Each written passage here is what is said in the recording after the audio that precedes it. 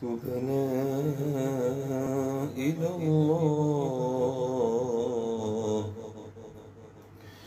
ورجعنا إلى الله وندمنا على ما فعلنا تبنا إلى الله ورجعنا إلى الله وندمنا على ما فعلنا. السلام عليكم ورحمة الله وبركاته.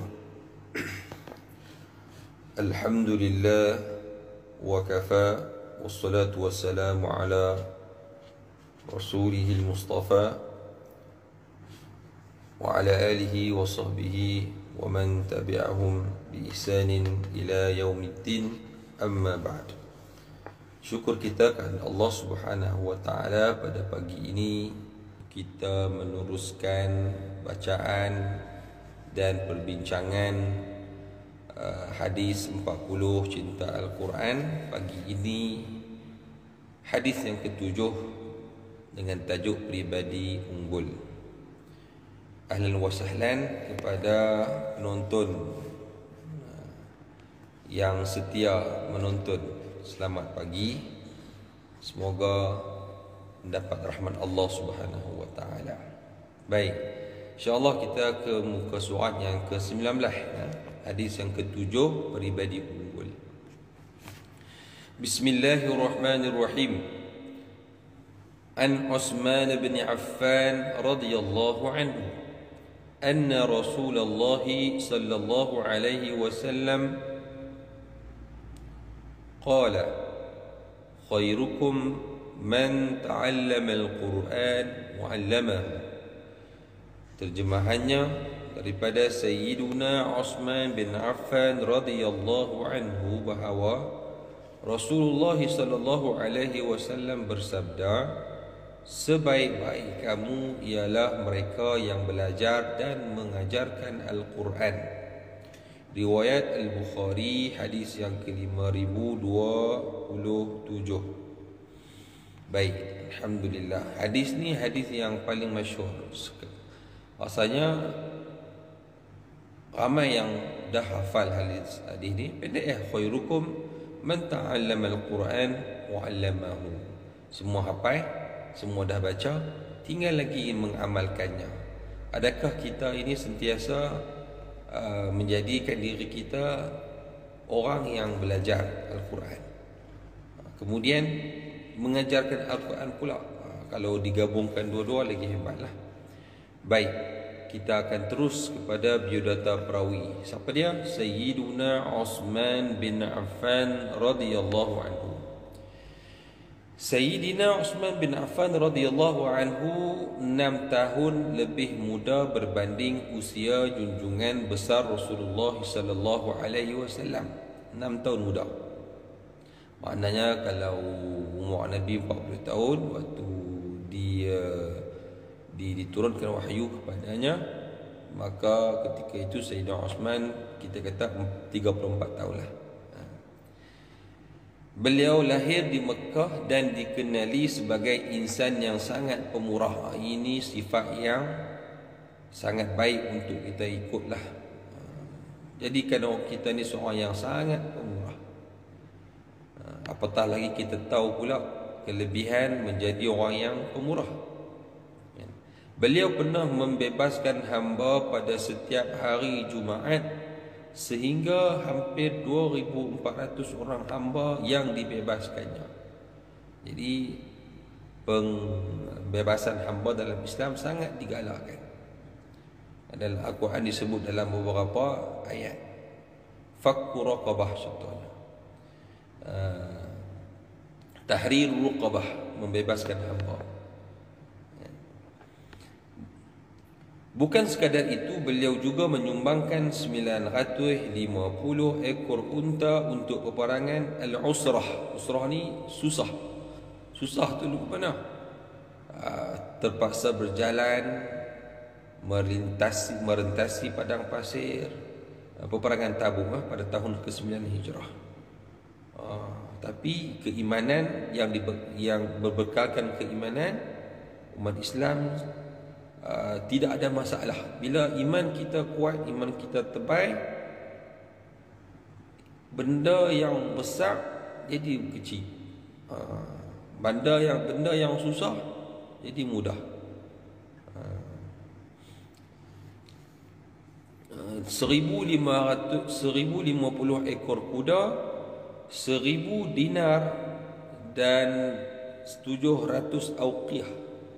Dan banyak lagi. Tengok auqiyah tu maksudnya apa? Satu auqiyah bermaksud 40 dirham. Jadi kalau 700 kali 40 dirham. Jadi dirham ni wang perak lah. Mahal jugalah kan. Satu lagi atas pada dia wang dinar. Jadi kita boleh carilah 40 dirham agak-agaknya berapa. Jadi tengok mata wang lah. Dan dinar pun ada, kalau kita lali ni ada dinar Iraq, ada dinar Jordan dan sebagainya. Kalau ulah ni lah. Baik. Cerita dia murah dan banyak yang diinfakkan hartanya. Setelah puteri Rasulullah sallallahu tidak tabi'i, beliau digelar Zulnurain. Maknanya dua cahaya, yang mempunyai dua cahaya mata lah kalau ain tu kan. Kerana berkahwin dengan dua puteri Rasulullah sallallahu alaihi wasallam. Sebab apa digelar macam tu? Kerana beliau berkahwin dengan dua puteri Rasulullah. Mana bukan sekaligus. Meninggal seorang, orang panggil apa? Salin tikar. Macam cerita Piramli, 6 Jahannam. Kahwin dengan Kak. Lepas tu Kak dia dibunuh oleh 6 Jahannam. Kemudian digantikan dengan adiknya. Rupanya ada adik kembar. Baik. Mula iaitu Sayyidatuna Ruqayyah dan Ummi Kalsum radhiyallahu anhuma. Perkahwinannya dengan Sayyidatuna Ruqayyah tidak berpanjangan setelah puteri Rasulullah SAW meninggal dunia ketika perang Badar.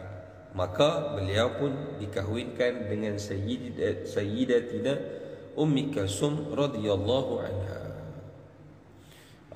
Ni dalam syariat Nabi Muhammad SAW tidak dibenarkan untuk berkahwin dua wanita dalam kalangan adik-beradik. Mereka dua tu adik-beradik kan? Nikah kenal dengan adik pula, nikah pula dengan adik. Tak boleh macam tu kan? Jadi zaman dulu boleh. Zaman Sayyidina syariat Nabi Musa boleh. Kahwin dengan kak, kahwin dengan adik, boleh. Zaman dululah. Kalau zaman Nabi Adam lagi lain lah kan, tak ada siapa dah adik-beradik lah. Dia adik-beradik lah kahwin kan. Adik-beradik pun berlainan perut, maknanya dia kembang waktu tu. Itu ringkas lah, mudah-mudah saya sebut. Itu syariat antara nabi-nabi mungkin berlainan, tetapi akidah tetap akidah mentauhidkan Allah Subhanahu wa taala. Beliau merupakan khalifah Islam yang ketiga selepas kewafatan Rasulullah sallallahu alaihi wasallam. Tempoh pemerintahannya selama 12 tahun. 12 tahun. Lama juga. Bermula pada tahun, kalau Sayyidina Abu Bakar 2 tahun lebih, kalau Sayyidina Umar berapa tahun? 10 tahun lebih kurang macam tu. Kemudian Sayyidina Osman 12 tahun, Sayyidina Ali beberapa tahun sahaja.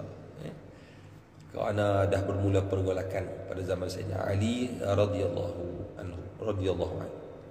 Bermula pada tahun 23 Hijrah sehinggalah ke tahun 35 Hijrah bersamaan dengan 644 sehingga 650 Masihi. Baik, keterangan hadis. Hadis di atas menunjukkan pengakuan Rasulullah SAW terhadap mereka yang mempelajari Al-Quran dan mengajarkannya, yang padanya terkandung peraturan kehidupan manusia yang berjaya. Jadi siapa yang pulun dengan Al-Quran, jaya. Kalau pengalaman pemerhatian saya sendiri, orang yang hafaz Al-Quran tak ada yang menganggur. Tak ada yang menganggur. Tak nak menganggur mungkin ada. Yang menganggur, yang tak ada apa kerja, tak nak buat apa, tak ada. Kecuali kalau kata dia hafal Al-Quran, dia belajar Al-Quran, ada masalah dari sudut rezeki dan sebagainya, ada masalah lain lah tu, ada masalah lain. Tapi kalau betul-betulnya tak, ada sahaja rezeki Allah Ta'ala jaga. Kemudian guru dan penuntut yang mempelajari Al-Quran adalah disebabkan mereka mewarisi kemuliaan para Nabi. Pasal apa kemuliaan tersebut? Kerana dia mewarisi kemuliaan para Nabi, khususnya Nabi Muhammad SAW sendiri. Antara sebab Nabi diutuskan ialah untuk membacakan yatlu alaihim ayatih, untuk membacakan ayat-ayat Allah Subhanahu Wa Taala pada umatnya. Itu di antara kita kata matlamat diutuskan oleh Allah Subhanahu Wa Taala Rasul. Seorang mukmin yang mengikut jejak langkah para nabi dan rasul pula tidak hanya memfokuskan kepada diri mereka sendiri, sebaliknya memberi manfaat kepada orang lain. Ini satu yang kita boleh buat contoh. Jadi nabi dan rasul khususnya, dia bukan hanya untuk dirinya tetapi untuk orang lain, sehingga dia sanggup bersusah payah, berpayah-payahan kan, macam kita baca dalam surah Taubah yang lepas, laqad ja'akum rasulun min anfusikum, menginginkan ramai orang, menginginkan orang-orang yang beriman masuk ke dalam syurga, masuk kepada iman, beriman pada Allah Ta'ala dan masuk dalam syurga. Dia rasa susah hati bila orang susah, dia tak boleh duduk. Jadi kita pun nak kena jadi apa? Orang yang Nabi sebut dalam hadis yang lain yang diriwayatkan oleh At-Tabarani, khairun nas anfa'uhum linnas. Sebaik kamu ialah orang yang paling banyak memberi manfaat kepada orang lain. Dari sudut mana? Tak kira dari sudut mana. Dari sudut infak harta benda kita ke, infak tenaga, daya upaya kita ke, apa saja yang kita ada yang boleh memberi manfaat kepada orang lain, buatlah. Mungkin keupayaan kita, kelebihan kita berbeza, itu bukan jadi persoalan. Apa yang kita boleh sumbangkan, terutamanya kepada agama kita, kan? Baik, maknanya dia tidak kita panggil tak pentingkan diri dia sendirilah. Dia isar disebut dalam isar, disebut dalam istilah apa nama Al-Qurannya, wa yathiruna ala anfusihim walau kana bihim khasasah. Dia mengutamakan orang lain. Betul tak? Boleh cek dalam surah Al-Hasyr, wa yuthiruna ala anfusihim walau kana bihim khasasah. Beramal dengan Al-Quran hanya dapat diamalkan, dilaksanakan setelah memahami isi kandungannya melalui proses belajar. Macam mana kita nak amal Quran? Mestilah daripada proses pengajian, kita belajar, proses pembelajaran, kita belajar. Kalau kita tak belajar, tak ada ilmu, macam mana kita nak mengamalkan? Macam tu. Sebab tu sebaik-baik kamu, Nabi kita sebut sallallahu alaihi wasallam, yang dia belajar Al-Quran dan mengajarkan Al-Quran. Kalau orang yang belajar Al-Quran pun dah mulia, orang yang mengajar lebih tentulah mulia, kan? Alhamdulillah. Semestinya ilmu berkaitan Al-Quran adalah sebaik-baik ilmu, kan?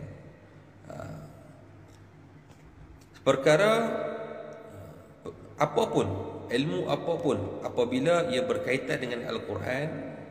Kita belajar ilmu matematik, ada kaitannya dengan Al-Quran. Dulu kami belajar dengan almarhum Cikgu Zamri, minta maaf Ustaz dulu. Dia suka bawa, selalu dia bawa. Dia orang tabligh kan. Bila matematik dia kata ada dalam Quran. Contohnya ayat-ayat faraid kan. Walakum nisfu ma, bagi kamu setengah ma taraka azwajukum, apa yang diikut oleh pasangan kamu, dan sebagainya lah. Itu ayat-ayat faraid kan, pembahagian harta yang kita dah sebut kemarin. Zaid bin Sabit radhiyallahu anhu antara sahabat yang pakar dalam faraid. Baik. Kemudian semestinya ilmu berkaitan Al-Quran ada sebaik-baik ilmu. Perkara ini jelas ditunjukkan oleh Rasulullah sallallahu alaihi wasallam yang amat menitik beratkan pengajian Al-Quran pada para sahabat radhiyallahu anhum dan seterusnya diwarisi oleh para ulama. Belajar, hafal, ingat, amalkan. Dikatakan bahawa Sayyidina Umar menghafal, mengamalkan surah Al-Baqarah 10 tahun. Betul-betul kita lah ni kira nak pergi mudah, nak pergi cepat pai kan, tapi kadang faham pun dah lagi. Tapi salah satu langkah lah, jangan hanya kita berhenti setakat hafal. Mestilah selepas itu kita ada usaha untuk kita memahami dengan sebaiknya ayat-ayat Al-Quran kan? Kalau zaman para sahabat betul-betul mereka ni komitmen yang tinggi dengan Al-Quran. Malam-malam kalau waktu sebelum subuh tu, kalau melalui rumah-rumah mereka akan kedengaran macam bunyi lebah. Bunyi lebah tu apa? Baca Al-Quran. Kawan ni baca Quran, kawan ni baca Quran, kawan ni baca Quran. Masya-Allah, hebat. Waktu perang kan, kita cerita pasal Sayyidina Osman bin Affan, depa duk kelahi. Depa duk kelahi pasal kelahi bergaduh waktu berperang, waktu nak pergi perang tu di kemah masing-masing tu. Pasal apa dia boleh kelahi ataupun bergaduh pasal bacaan Al-Quran? Pasal dia baca Quran. Kemah ni baca Quran, kemah ni baca Quran, kemah ni baca Quran. Masya-Allah, hebat. Depa. Mereka belajar dan mengajarkan Al-Quran dengan bersungguh-sungguh. Masya-Allah. Depa ni kira apa yang depa ni para sahabat duk berlumba ni.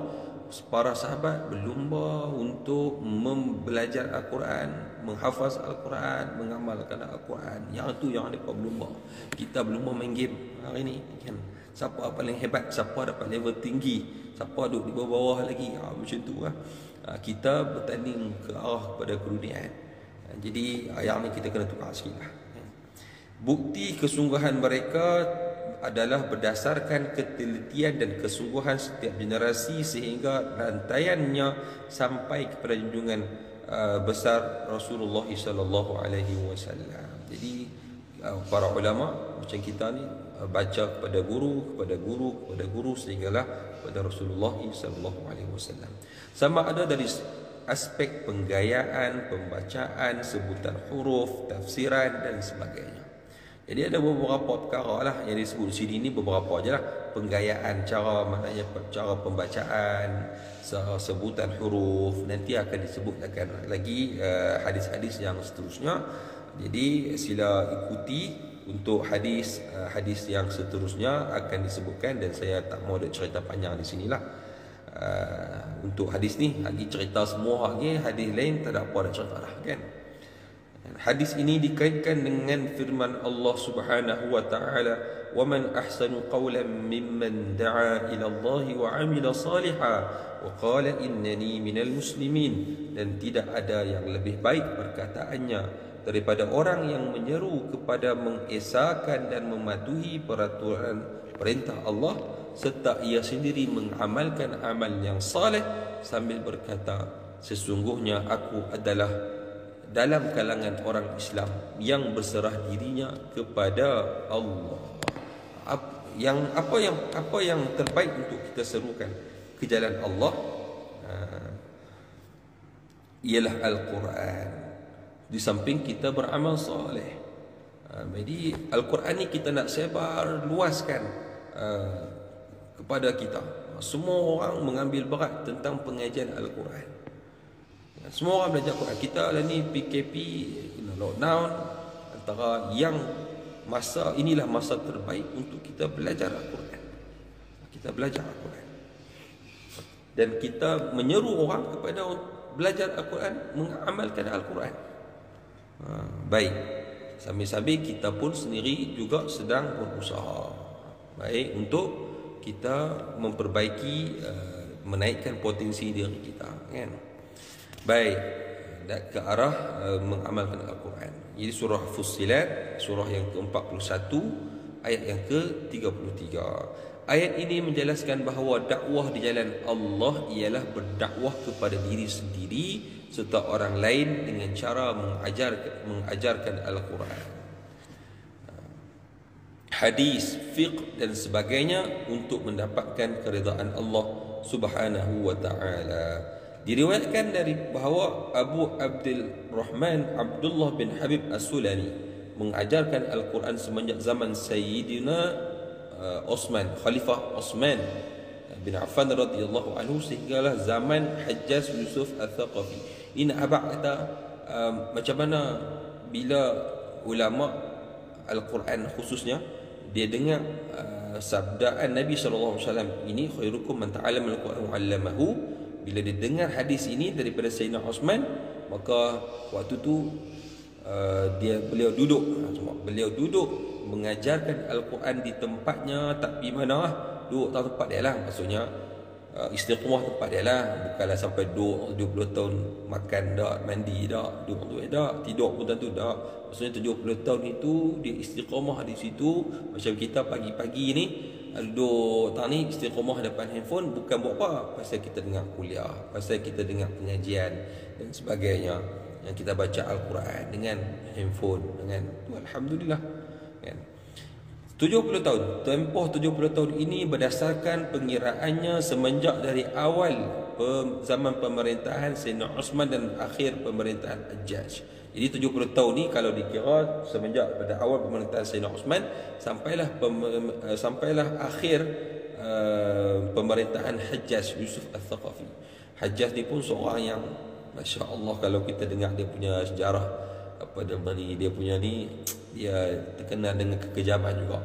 Pernah dipenggal kepala para sahabat, dibunuh berapa ramai para sahabat. Jadi wallahu alam bissawab. Tapi hafal Quran, jangan main dulu. Tapi itulah kita kata dalam hadis yang lain ialah walaupun hadis itu bukanlah di tahap yang sahih, kita ambil peringatan beberapa orang, kemungkinan beberapa orang yang membaca Al-Quran tetapi Al-Quran melaknatnya. Quran ni dia boleh jadi hujjah lana, hujjatul lana, sebagai penghujah pada kita, maksudnya yang membela kita hari kiamat besok. Dan dia boleh jadi juga yang mendakwa kita macam pendakwa raya lah. Dakwa, saya dakwa kamu kerana ingkar arahan kerajaan, merentas desa, boleh merentas negeri contohnya, kan, macam itulah. Jadi Al-Quran maka hendaklah kita pelihara baik-baik di dalam diri kita, baca, mengamalkannya. Baik, itu Hajjaj Yusuf Al-Thaqafi, ada sejarah dia lah. Manakala jika pengiraan dari akhir zaman pemerintahan Sayyidina Osman hingga awal pemerintahan Hajjaj, paling tempoh yang sedikit ialah 38 tahun. Kalau dikira daripada awal zaman Sayyidina Osman sehingga akhir Hajjaj Yusuf Al-Thaqafi punya pemerintahan 70 tahun. Tapi kalau dikira akhir dan juga awal pemerintahan Hajjaj 38 tahun. Maknanya sekurang-kurangnya 38 tahun dia duduk di tempatnya itu, tapi mana tak istiqamah. Buat apa? Mengajarkan Al-Quran. Semoga Allah merahmati beliau radhiyallahu anhu. Masya-Allah, ini hebatnya bila dengar hadis ni dia tak pi mana dah, dia sentiasa dengan Al-Qurannya. Masya-Allah. Pengajaran, kita hendaklah menjadikan Al-Quran sebagai teman setia, iaitu dengan belajar, mengajar dan mengamalkan isi kandungannya. Jika ada kemampuan, kita mengajar. Kalau dah habis kita belajar kan, ataupun sikit-sikit lah anak-anak kita, contohnya bagi nasihat, bacalah Quran tiap pagi, dan sebagainya lah. Itu mengikut kreativiti masing-masing. Pengajaran dan pembelajaran Al-Quran hendaklah berlaku secara berterusan sebagaimana yang dilakukan oleh Rasulullah sallallahu alaihi wasallam bersama malaikat Jibril alaihi salam. Jadi cerita dia daripada umur Nabi 40 tahun sehinggalah akhir kewafatan baginda sentiasa dengan Al-Quran. Sebab inilah yang akan ditinggalkan. Ma taraktu fikum amrai. Macam mana? Betul ke hadis? Saya baca tu. Maksudnya tidak aku tinggalkan melainkan dua perkara, iaitu Al-Quran dan Sunnah. Kitabullah dan Sunnah Nabi sallallahu alaihi wasallam. Ma taraktu fikum, tidak aku tinggalkan kamu melainkan dua perkara, iaitu Al-Quran dan As-Sunnah. Yang ketiga, pengajaran yang kita boleh dapat pada hadis ini, syarat utama sebelum menjadi guru ialah menjadi pelajar terlebih dahulu. Ini satu perkara yang kadang-kadang berlaku juga. Dia tak mengaji tak mana pun, ataupun tak mengaji pun, tapi dia buat pandai. Kadang-kadang orang belajar, dia baca, lepas tu dia mengajar. Itu tak boleh lah yang tu. Kerana ditakuti kita salah. Biarkan apa yang kita nak ajar, maknanya kita pernah belajar dahulu daripada guru yang sahih, kepada orang yang berautoriti lah dalam bidangnya. Wallahu a'lam bissawab. Saya ingat sekadar itu sahaja. Terima kasih banyak kepada semua yang menonton. Ada siapa tu, Mah Jamil seperti biasa, alhamdulillah. Chin Malaya, masya-Allah, ini hero Malaya. Kemudian Alif Hakim dengan Syahidah tadi, kemudian beberapa lagi yang saya nampak tadi ni. Alhamdulillah, mudah-mudahan hari ini anda beroleh rahmat Allah Subhanahu Wa Taala, beroleh keceriaan dan kebahagiaan insya-Allah. Sallallahu alaihi wasallam Muhammad wa ala alihi wasallam.